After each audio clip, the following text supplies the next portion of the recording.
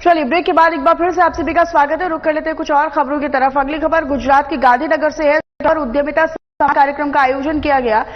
राज्य के मुख्यमंत्री भूपेंद्र भाई पटेल मौजूद रहे। उन्होंने मंच पर भाषण देते हुए कहा कि प्रधानमंत्री नरेंद्र मोदी के मेक इन इंडिया, आत्मनिर्भर भारत और स्टार्टअप इंडिया जैसी कई योजनाओं से देश के युवाओं को बढ़ावा मिल रहा है। पिछले 2 सालों में गुजरात में छोटे उद्यमियों की संख्या 13 लाख से बढ़कर अब 20 लाख हो गई है। मुख्यमंत्री ने विभिन्न योजनाओं के तहत 8,300 से ज्यादा उद्यमियों को कुल 3,630 करोड़ की सहायता राशि प्रदान की है। तो गुजरात में उद्यमिता सम्मान कार्यक्रम का आयोजन रखा गया था। मंच पर से ही मुख्यमंत्री भूपेंद्र पटेल ने दरअसल का जिक्र किया। उन्होंने केंद्र सरकार की युवाओं को लेकर बढ़ाई जा रही योजनाओं को भी उन्होंने सराहा, उसकी तारीफ की, चाहे वो मेक इन इंडिया हो, आत्मनिर्भर भारत हो। केंद्रीय गृह मंत्री अमित शाह ने महाराष्ट्र के पुणे में पश्चिमी क्षेत्रीय परिषद की 27वीं बैठक की अध्यक्षता की। आपको बताएं कि गुजरात के मुख्यमंत्री भूपेंद्र भाई पटेल ने बैठक में हिस्सा लिया और इस पश्चिमी क्षेत्र में गुजरात, गोवा, महाराष्ट्र और केंद्र शासित प्रदेश भी शामिल हैं। आपको बताते चलिए कि सरकार का लक्ष्य से सुनिश्चित करना है कि देश भर के गांवों में 3 किलोमीटर के दायरे में बैंक शाखाएं या डाक बैंकिंग की सुविधाएं होनी चाहिए। बैठक में केंद्रीय गृह सचिव, अंतर्राज्यीय परिषद सचिवालय के सचिव, सहकारिता मंत्रालय के सचिव, पश्चिमी क्षेत्र के राज्यों के मुख्य सचिव भी मौजूद रहे। तो महाराष्ट्र के पुणे में पश्चिमी क्षेत्रीय परिषद की 27वीं बैठक का आयोजन किया गया था, जिसमें गृह मंत्री अमित शाह ने इस बैठक की अध्यक्षता की। मुख्यमंत्री भूपेंद्र भाई पटेल ने भी बैठक में हिस्सा लिया और इसमें भी बैंकिंग और बैंकिंग शाखाओं को लेकर, डाक सुविधाओं को लेकर भी इसमें ठोस बात रखी गई, फैसला लिया गया।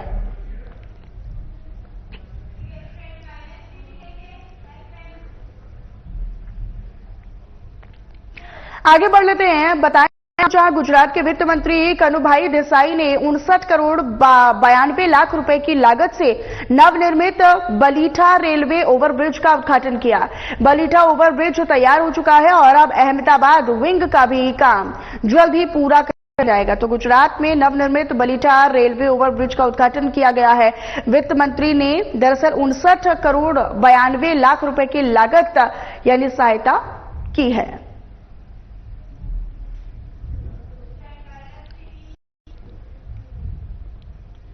केंद्रीय कृषि मंत्री शिवराज सिंह चौहान ने गुजरात के राज्यपाल आचार्य देवव्रत के साथ गुरुकुल कुरुक्षेत्र के प्राकृतिक कृषि फार्म का दौरा किया। उन्होंने इस दौरान फसलों की उत्कृष्ट गुणवत्ता और उपजाऊ मिट्टी की तारीफ करते हुए प्राकृतिक खेती के विस्तार के लिए राष्ट्रीय समिति बनाए जाने की घोषणा की। साथ ही उन्होंने इस दौरान यह भी कहा कि इस अभियान से किसानों की समृद्धि, मिट्टी की उर्वरता में भी सुधार होगा, वन्य जीवों की रक्षा, पानी की 50% तक बचत होने वाली है। तो कृषि मंत्री का प्राकृतिक कृषि फार्म का ये दौरा कई मायनों में खास रहा और खासतौर पर किसान और किसानी को आगे विस्तारित करने के लिए ये दौरा कई मायनों में खास माना जा रहा है। तो देखिए, कृषि मंत्री शिवराज सिंह चौहान गांधीनगर पहुंचे और ऐसे में यहां पर वो प्राकृतिक कृषि फार्म का दौरा करने के लिए पहुंचे। यहां पर किसान और किसानी यानी खेतों को लेकर और सिंचाई को लेकर भी कई महत्वपूर्ण बातें भी सामने रखी गई। राष्ट्रीय समिति का गठन हो, ऐसी भी बात रखी गई। रक्षा और पानी की भी बचत होगी, खासतौर पर किसानों के लिए सिंचाई को लेकर भी कई समस्याओं का सामना करना पड़ता है, तो उसको भी कहीं ना कहीं अब हल किया जाएगा। राष्ट्रीय समिति बनाने की घोषणा इस दौरान की गई है।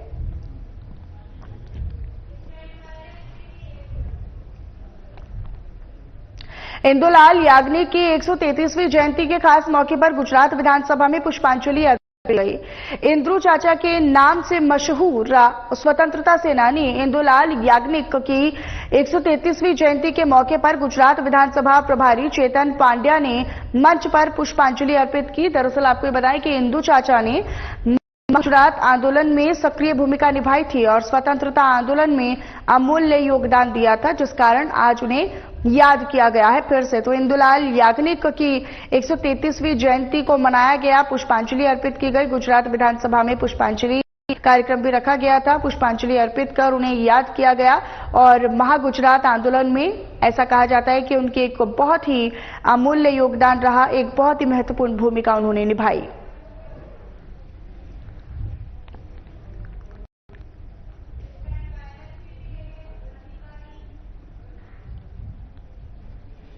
गुजरात के संतरामपुर में स्कूल प्रशासनिक कर्मचारी संघ ने 9वीं प्रशासनिक गुणवत्ता सुधार संगोष्ठी कार्यक्रम का आयोजन किया।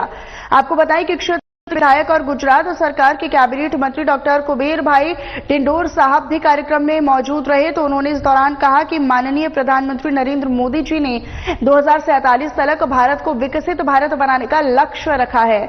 उन्होंने विकसित भारत की परिकल्पना को साकार करने के लिए निरंतर चिंतन कर गुजरात को विकास में अग्रणी बनाने का आह्वान सभी से किया है।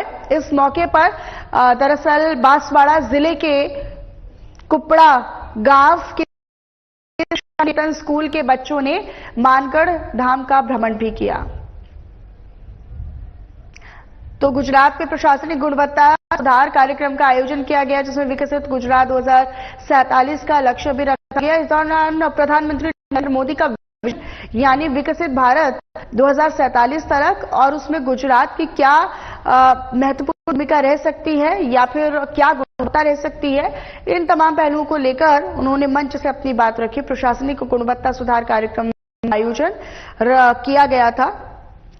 तो संतरामपुर में ये कार्यक्रम रखा गया। विकसित गुजरात 2047 का लक्ष्य भी रखा गया है ताकि बदलता भारत तो बदलता गुजरात, और जब विकसित भारत की बात हो तो उसमें विकसित गुजरात भी शामिल किया जाए। इसी आह्वान के साथ, इसी लक्ष्य के साथ काम चल रहा है।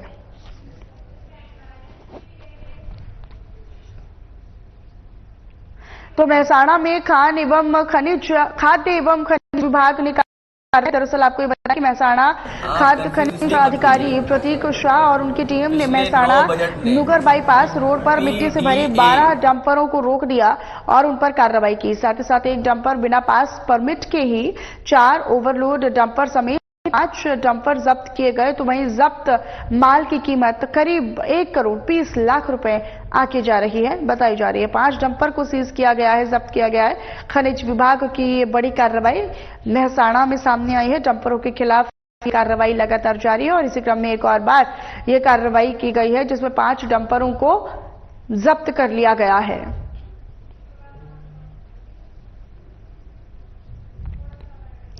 तो मेहसाणा में खनिज विभाग ने कार्रवाई की है। जानकारी ही क्योंकि मुखबिर के द्वारा जानकारी मिलती है या सोर्सेस के द्वारा जानकारी मिलती है, इस तरीके से लगातार कार्रवाई हो रही है और डंपरों को अब जब्त कर लिया गया है। कुल मिलाकर 5 डंपर हैं जो कि खनिज विभाग ने अपने जब्त में ले लिए हैं।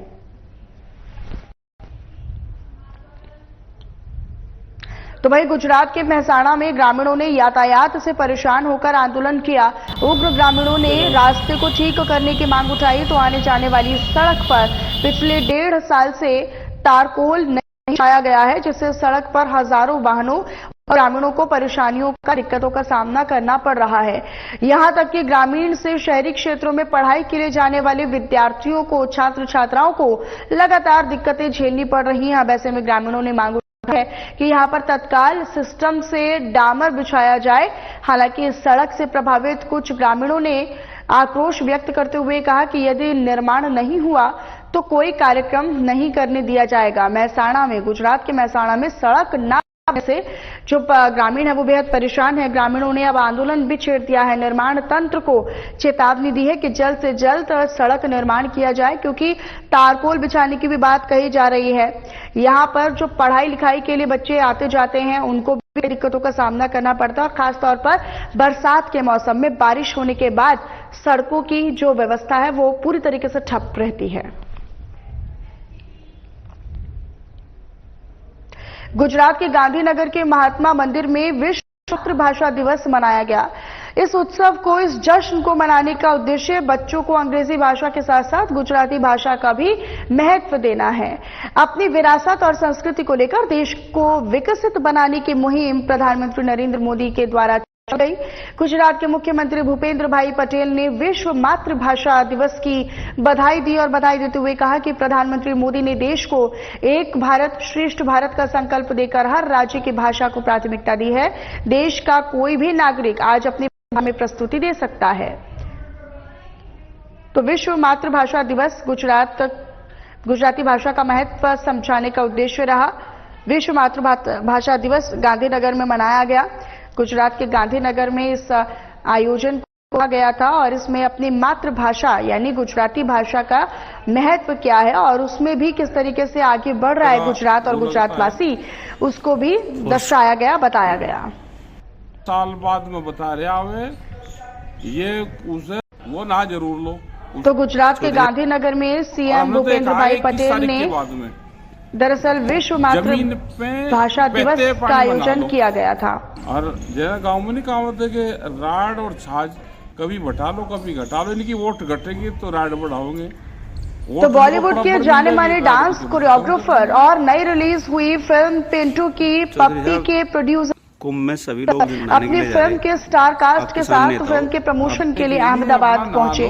फिल्म के प्रमोशन के दौरान गणेश आचार्य ने फिल्म की डिटेल देते हुए एक प्रेस कॉन्फ्रेंस भी की।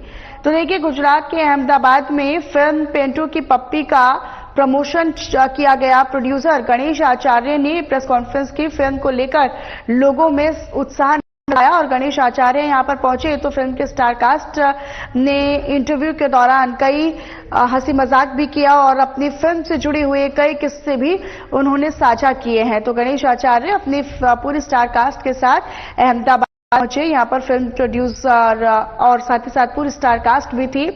फिल्म से संबंधित यहां पर जानकारी दी गई और किस तरीके से काम किया गया है अभी बताया गया। तो देखिए, गुजरात में फिल्म पिंटू की पप्पी का प्रमोशन किया गया। यहां के लिए स्टार कास्ट, प्रोड्यूसर और कोरियोग्राफर के साथ पहुंची। गांधीनगर में प्रधानमंत्री नरेंद्र मोदी राज्य स्तरीय किसान सम्मान समारोह में 24 फरवरी को वर्चुअल संबोधन देंगे।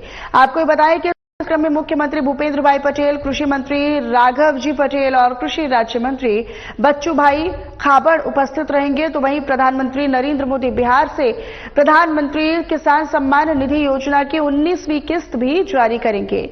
19वीं किस्त के तहत गुजरात के 51,41,000 से ज्यादा किसान परिवारों को इसका फायदा होगा और वहीं प्रदेश भर में होने वाले कार्यक्रम में करीब 2.5 लाख से ज्यादा किसान शामिल होने वाले हैं। तो पीएम मोदी वर्चुअली इस कार्यक्रम को संबोधित करेंगे और बिहार से ही इसकी 19वीं किस्त जो है वो जारी की जाएगी। किसान सम्मान समारोह का आयोजन किया जाएगा और यहां पर राज्य भर के किसानों को इसका सीधा फायदा होता हुआ नजर आने वाला है।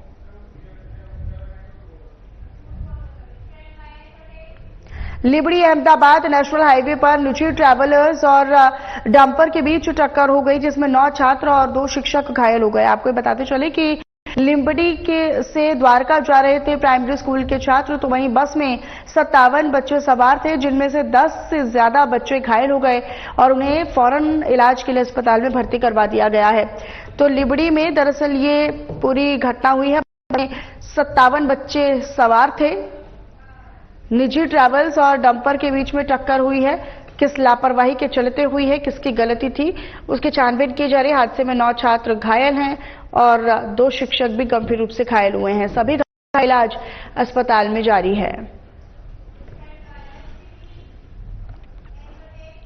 इधर अरवल्ली से भिलौड़ा के वडियोल सरपंच ने ग्राम के प्रशासन को चेतावनी दी और ये कहा कि गांव के विकास के मांग पेश करने के बावजूद भी न्याय नहीं मिला तो आंदोलन किया जाएगा।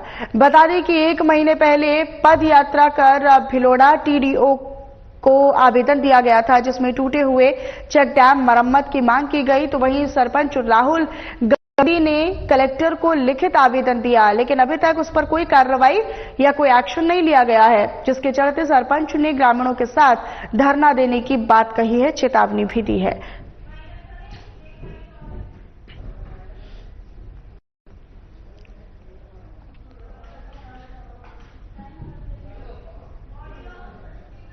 પ્રશ્નો પડતર પ્રશ્નો માટે અમે આવેદનપત્ર આપ્યું હતું છતો પણ અમારા આ જે પડતર પ્રશ્નો હતા, ડામર રોડ હોય, આંગણવાડીના મકાન બનાવવાની વાત હોય, મેસો ડેમમાંથી નદીમાં પાણી છોડવાની વાત હોય, યા તો પછી જે પણ ખાસ અંગભૂત યોજના હેઠળ જે ગ્રાન્ટો ફાળવવામાં આવતી હોય એની।